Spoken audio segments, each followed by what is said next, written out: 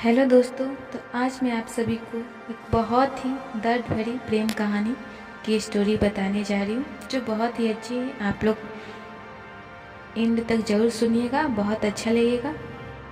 तो चलिए देखिए, ये स्टोरी एक लड़का और लड़की की है। जब एक लड़का 10वीं क्लास में अपने एडमिशन के लिए जाता है, बहुत ही शांत किस्म का लड़का है। पूरे क्लास में वो अपने दोस्तों के अलावा किसी से भी बात नहीं करता था। जैसे जैसे दिन बीतने लगे, वो धीरे धीरे क्लास में सभी लड़के से बात करने लगा। ऐसा करते करते लगभग 5 महीने बीत गए और उसी क्लास में एक बहुत ही शर्मीली किस्म की लड़की थी, जो बहुत ही खूबसूरत थी और ना ही किसी से बात करती थी। वो अपनी पढ़ाई पे बस ध्यान देती। एक दिन उसके दोस्तों ने विजय से शर्त लगाई कि तुम उस लड़की को प्रपोज करके दिखाओ, तब मैं जानूंगा। मैं तुम्हें उसे 1 महीने का टाइम देता है। उसके दोस्तों ने। वो लड़का सोचने लगता है कि पता नहीं वो लड़की क्या सोचेगी, लेकिन उसके दोस्तों ने हिम्मत बढ़ाई, कहा कि तुम ये कर सकते हो। तब मैंने इस शर्त को स्वीकार कर लिया। उस लड़के ने उस शर्त को स्वीकार कर लिया। अगले दिन स्कूल आया विजय अगले दिन स्कूल आया। उसे बहुत डर लग रहा था, लेकिन उसने हिम्मत करके, उस लड़की का नाम दीक्षा था, उसने दीक्षा को हेलो कहा। फिर उसने जानबूझकर इधर उधर की बातें करने लगी ताकि उसे शर्म ना आए। इसी बीच उसने उसकी कॉपी ले ली ताकि इसी बहाने हर रोज हमारी बात हो सके, उसकी बात हो सके, ताकि हर रोज इस मैटर पे उससे विजय दीक्षा से बात कर सके। इसी तरह 6-7 दिन तक किसी न किसी बहाने विजय दीक्षा से बात करता रहा। ऐसे करते करते समय बीतता गया। एक तरफ था दोस्त का दिया हुआ शर्त, जो उसे प्रपोज करना था, लेकिन विजय बहुत डर रहा था। सिर्फ 7 दिन ही बचे थे प्रपोज के लिए, जो 1 महीना का टाइम मिला था विजय को। उसने सोचा कि मैं आखिरी दिन दीक्षा को प्रपोज करूंगा। इसी बीच दीक्षा लगातार 2 दिनों तक स्कूल नहीं आई, तो विजय बहुत डर सा गया था कि ऐसा न हो कि प्रपोज करने वाले दिन भी दीक्षा नहीं आए। इसी शर्त की वजह से विजय को दीक्षा से धीरे धीरे प्यार होने लगा था, लेकिन उसे ये भी डर था कि पता नहीं प्रपोज वाले दिन दीक्षा आएगी भी या नहीं। लेकिन उसे इतना भी यकीन था कि दीक्षा जरूर उस दिन आएगी। उस दिन स्कूल पहुंचा, बहुत इंतजार किया दीक्षा का। फिर विजय को दीक्षा आती हुई दिख गई। मानो तो जैसे विजय पागल सा हो गया।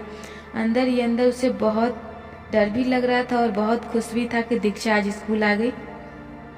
और बहुत हिम्मत करके दीक्षा के सामने गया और आंख बंद करे के उसको प्रपोज कर दिया। बोला कि मैं तुमसे बहुत प्यार करता हूँ।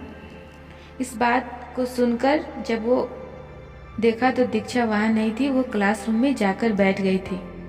उसने दोबारा पूछा और जवाब मांगा अपने प्रपोज का, लेकिन दीक्षा बोली मैं अभी कुछ नहीं बोलूँगी, मैं सोचकर आगे तुम्हें बताऊंगी। फिर दीक्षा एक लड़की को भेजती है और विजय को बुलाती है और उसके कानों में धीरे से कहती है मैं भी तुमसे बहुत प्यार करती हूँ। मानो तो जैसे विजय पागल सा हो गया, खुशी से उछलने लगा। उसके खुशी का ठिकाना नहीं था। उसे लग रहा था मैं एक आम आदमी नहीं, मैं एक राजा बन चुका हूँ। समझ सकते हो जब कोई लड़की प्रपोज करती है तो कैसा महसूस होता है। वो खुशी खुशी घर चला गया। धीरे धीरे दोनों में बातें होने लगी, बातें बढ़ने लगी। दोनों कॉलेज साथ आते, बहुत एक दूसरे से प्यार करने लगे। साथ आते, साथ घर जाते। हर रोज उसको मोहल्ले छोड़ने जाता, विजय दीक्षा को छोड़ने जाता। दोनों साथ रहने लगे। एक दिन जब दीक्षा कॉलेज नहीं आई, एक दिन जब विजय कॉलेज नहीं आया, उसके घर पे बहुत ज़रूरी काम था।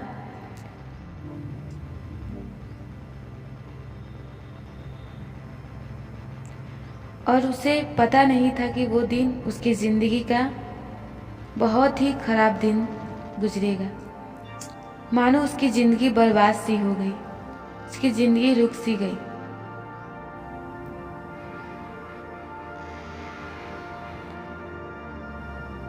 दस मिनट पहले ही उससे बात हुई थी।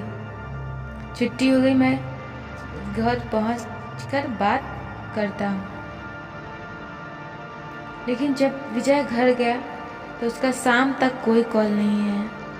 शाम से रात हो गई, रात में भी कॉल नहीं आया दीक्षा का। सुबह हो गया, फिर भी उसका कॉल नहीं आया। विजय बहुत ही अंदर अंदर डर रहा था, पता नहीं क्या हुआ, बहुत बेचैनी से उसको हो रहा था। अगले दिन जब विजय कॉलेज पहुंचा तो दीक्षा उसे कहीं नजर नहीं आई। जैसे ही कॉलेज पहुंचा तो उसके दोस्तों ने बताया कि कल दीक्षा का सड़क पार करते समय एक्सीडेंट हो गया। मानो विजय वहीं पे मर गया। वो सोच में पड़ गया कैसे कैसे हो सकता है। उसकी मोहब्बत पूरी होने से पहले ही खत्म हो गई। भगवान ने उसे उसकी मोहब्बत छीन ली। एक अपनी मोहब्बत को खोना कितना दर्द देता है, ये आप सब जान सकते हैं। तो ऐसे ही कहानी के लिए आप लोग हमसे जुड़े रहें। मैं आप लोग के लिए ऐसे ही रेगुलर कहानी लाती रहूँगी।